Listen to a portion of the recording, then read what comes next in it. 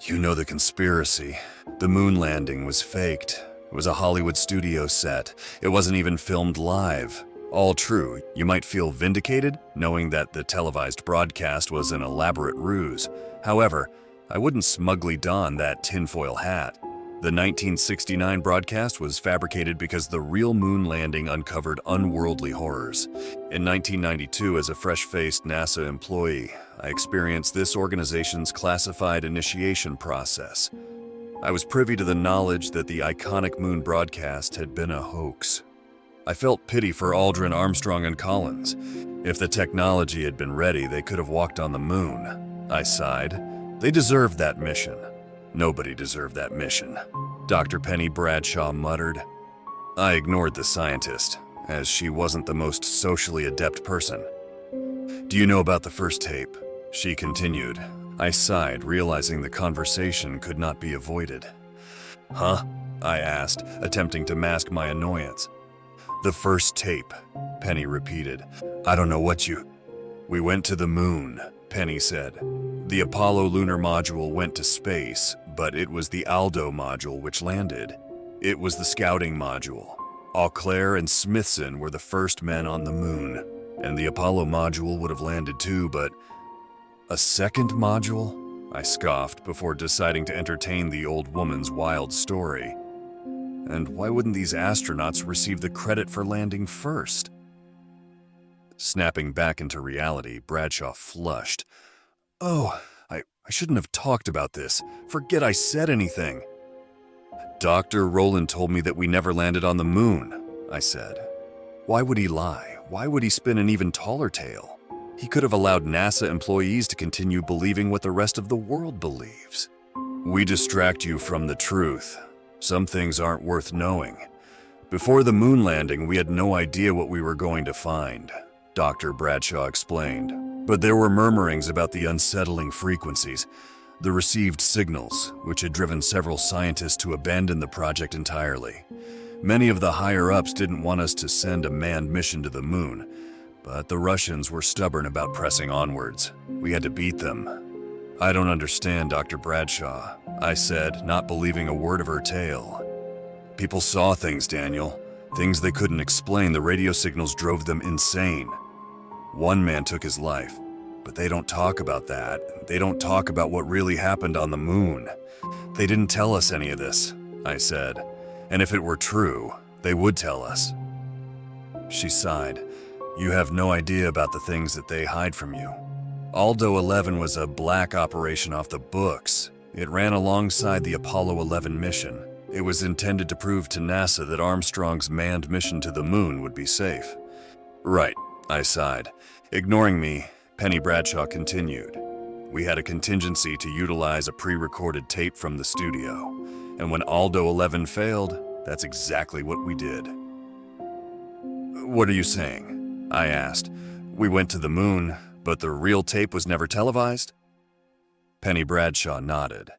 There were two teams, Armstrong's team, and the team who saw horror beyond your wildest imagination. I was nothing more than a newly graduated boy, and I knew that hazing was common in many workplaces.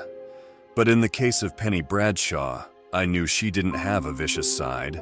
I thought she'd simply lost the plot. She was an elderly, near-senile scientist who ended up retiring less than a year later. It was a well-known fact that Bradshaw was suffering from the early stages of dementia, but she'd secured a steady position at NASA. She had status. I should have respected that. I should have respected her. But I didn't think about what she said until the Clementine mission in 1994. It was a disastrous expedition intended to observe the moon and 1620 Geographos, a near-Earth asteroid. But as was the case with many lunar missions, it ended with a devastating spacecraft malfunction. Yet with this particular failure, all I could think about was what Penny Bradshaw said. A horror beyond your wildest imagination. If that were so, why would NASA return to the moon? Perhaps I'd wizened in my 2 years at the organization. Whatever the case, I found myself entertaining the idea that she'd planted in my head. Hey, Frank, I said. Frank Perez was known as the man who could get things done. Things which weren't strictly within the bounds of company policy, things which often weren't legal beyond company policy. The IT specialist didn't even name a price for the favors. If you were a close friend, he would do just about anything off the record. He loathed NASA, though he still works for them to this day. "Daniel," he exuberantly said, throwing his arms wide, "this is a late shift for you. I was just about to head home." I embraced my friend and cut directly to the point. "I've been thinking about the moon landing." "Well, that's an interesting opener." He smirked, twirling in his creaking desk chair. "I've been thinking about the truth." The greatest Hollywood story never told," he chuckled. "But that's not the truth, is it?" I replied. "We did go to the moon, they just didn't show what really happened." The squeaking of Frank's desk chair ceased and he twisted to face me. "Did somebody tell you something, Daniel?" he asked. I nodded. Frank sighed. "And what makes you think I'd know anything about that? I'm just a lowly—" "Nice try. You always know everything, Frank," I interjected, grinning. He smiled. "I do like that reputation. Of course, that doesn't mean I should know the things I know, just as you shouldn't." Is true?"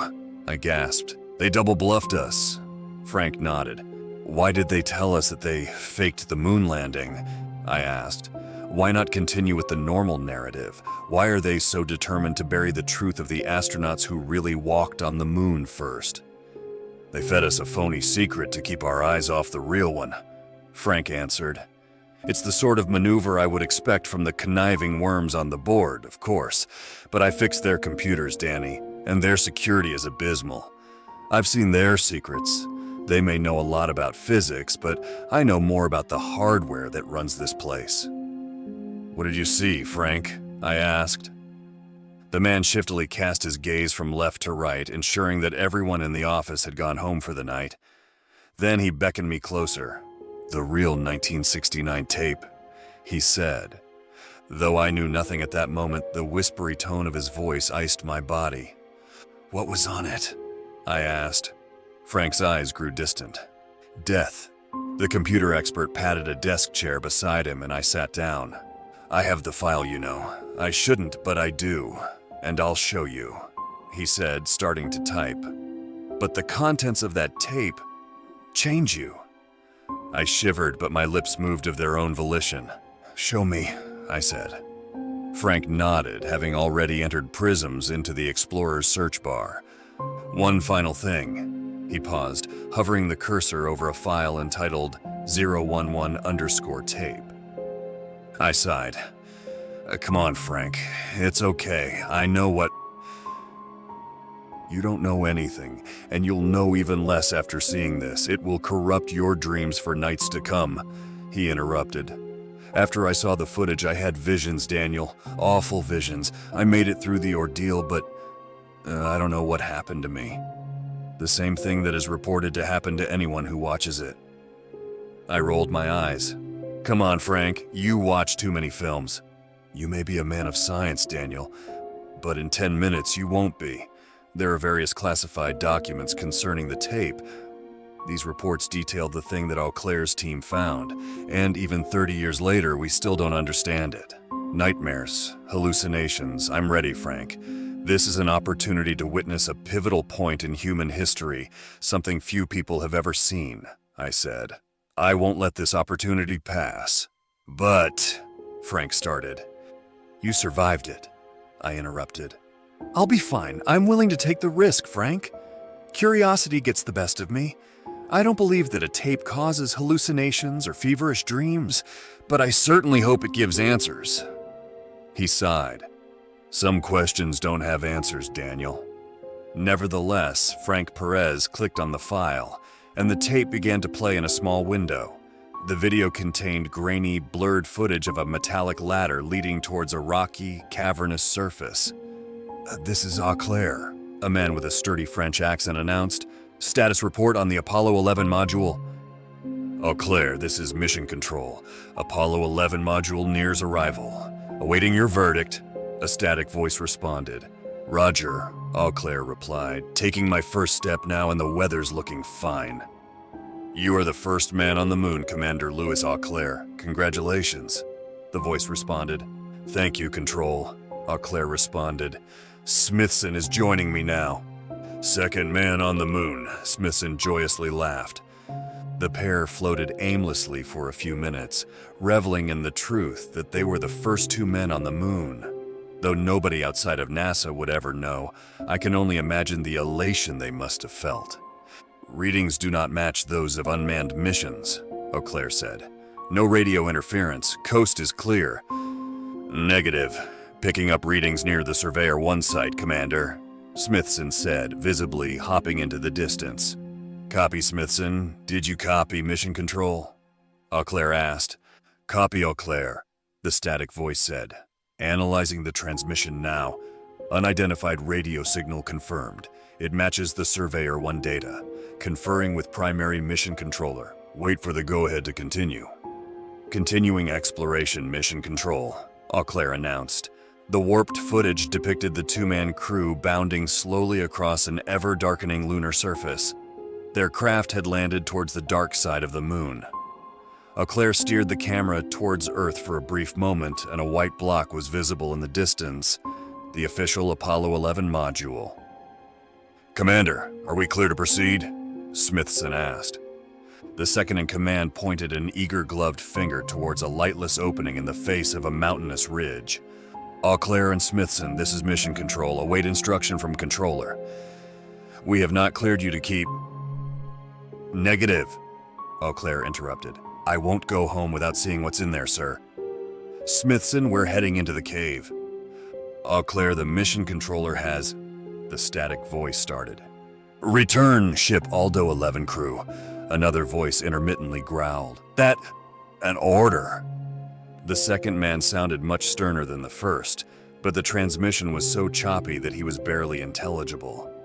Auclair took advantage of that situation. Did not copy your last two messages, Mission Control, Auclair said, hopping ever forwards. Entering the crater. Commander Auclair and Smithson soared into the blackened mouth of the untoured cavern. Dim lights, fitted to their suits, guided the way, but the camera's footage seemed to deteriorate with every passing second.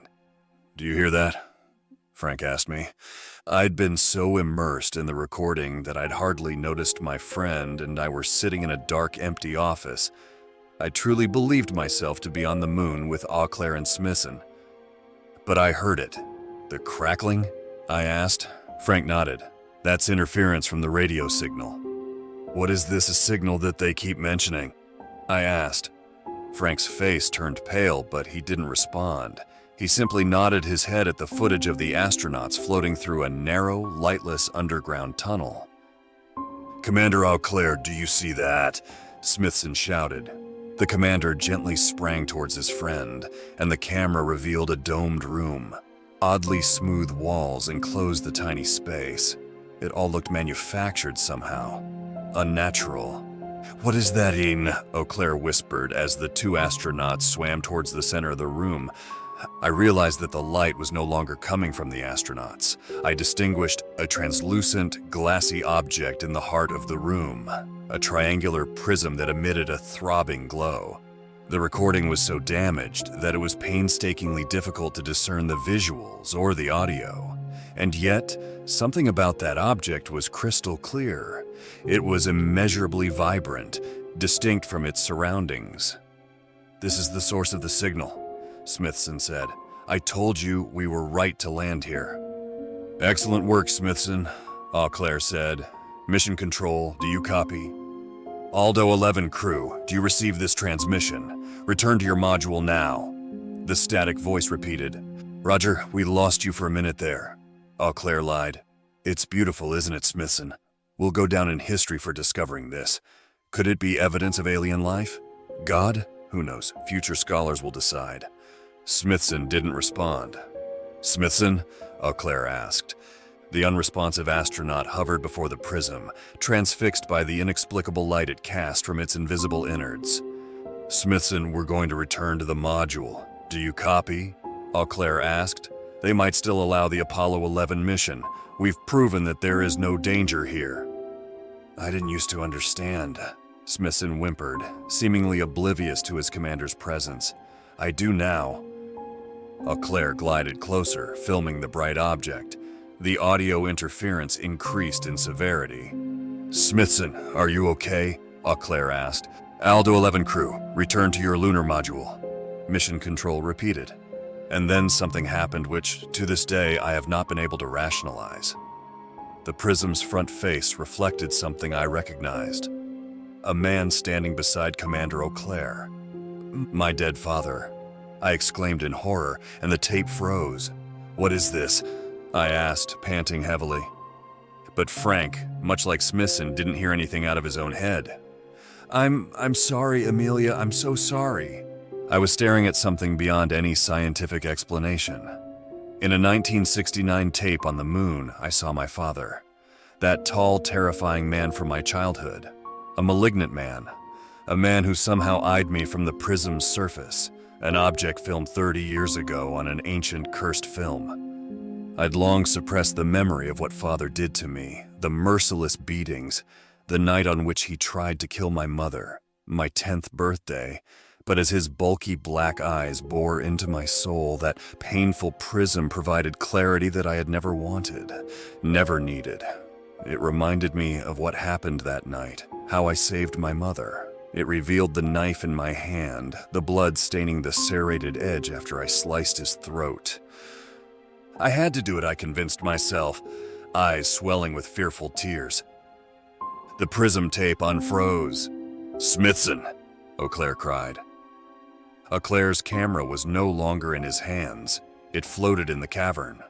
And as it slowly rotated, the angle captured Smithson repeatedly pummeling his commander's body against the rocky wall. The deranged astronaut fumbled for the clasp beneath Auclair's helmet. "No!" Auclair screamed, futilely resisting the stronger man. The helmet released. Auclair seized in agony for a dozen seconds before losing consciousness. And Smithson stiffly watched his friend motionlessly float before him. It sounded as if he might have been crying. Was he still in there? Did he feel remorse? It was impossible to ascertain what happened. As for Auclair's unsheltered head, the footage was, thankfully, too distorted to display the detailed horror of his oxygen starvation. The tape ended. The prism vanished. But on the glassy surface of Frank's monitor, barely discernible against the desktop background, the reflection of my father remained. Terrified, I tried to move. I tried to face Frank. The spectral father grew in the screen's reflection, and his face smoothed before caving inwards, transforming him into an eyeless entity. Following the clarity, there was distortion. The prism had shifted its focus, and we were slaves to its perspective. Using all of my might, I managed to snap my neck free of its paralysis, and I turned to see wide eyes on my friend's face. "It was only supposed to be a dream," he whispered breathlessly. The fluorescent light burst above our heads, and we were plunged into darkness. However, unexpectedly regaining control of our limbs, Frank and I fell from our chairs.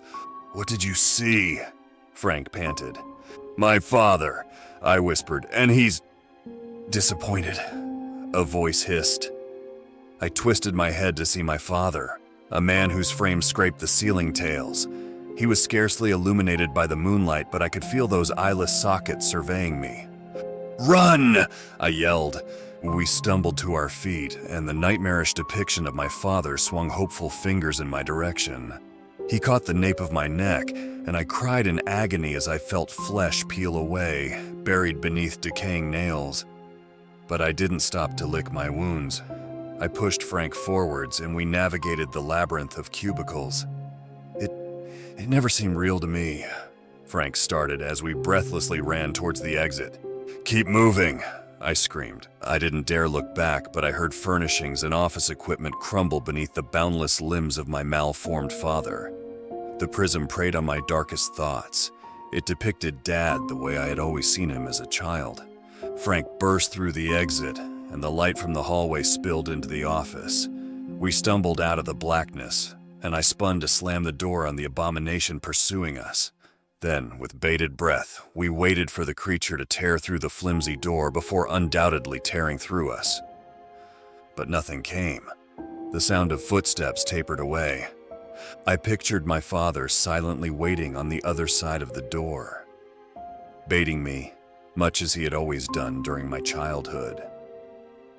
But there was only silence. It must have been about 10 minutes later when one of us finally dared to move. The IT specialist shakily crept towards the office door. "Don't," I whispered. "Let's just leave." Frank shook his head. "We have to be sure, Daniel." The man threw the door open and he flicked on the main lights. They illuminated an empty office space. My father was gone. "She's not here," Frank whispered, wiping tears from his face. "Who?" I asked. "I saw her when I first watched the tape. Amelia, my Amelia, she was my wife," Frank explained. "I saw her in my dreams, nightmarish hallucinations, but never anything real. Nothing that came for me. This time she was angry." "Frank, I began. "It was my fault, Daniel," Frank interrupted. "I took my eyes off the road and I didn't see the truck coming. It should have been me who died. That was what she kept saying as we ran. It should have been you, and she was right. She was telling the truth." "That wasn't her, Frank," I said. "I know," the man whispered. "And it wasn't your father either." "What is it?" I trembled. "The prism," Frank replied. "Everybody sees something different." "A person's darkest moment," I said. Frank nodded. "But it's never been real before, Daniel. It's never been anything like that. Look at your neck. That's no hallucination."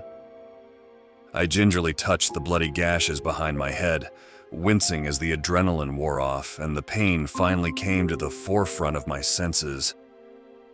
"Why did Smithson kill Auclair?" I groaned. "I don't know why he did it. I don't want to imagine what he saw." Frank shuddered. "Afterwards, he took his life. Immediately following the horrors which unfolded in that cavern, NASA aborted the mission. Apollo 11's lunar module returned home and the pre-recorded tape was broadcast on live TV. "What about the prism?" I asked. "NASA left it up there, right?" "I hope so," Frank whispered.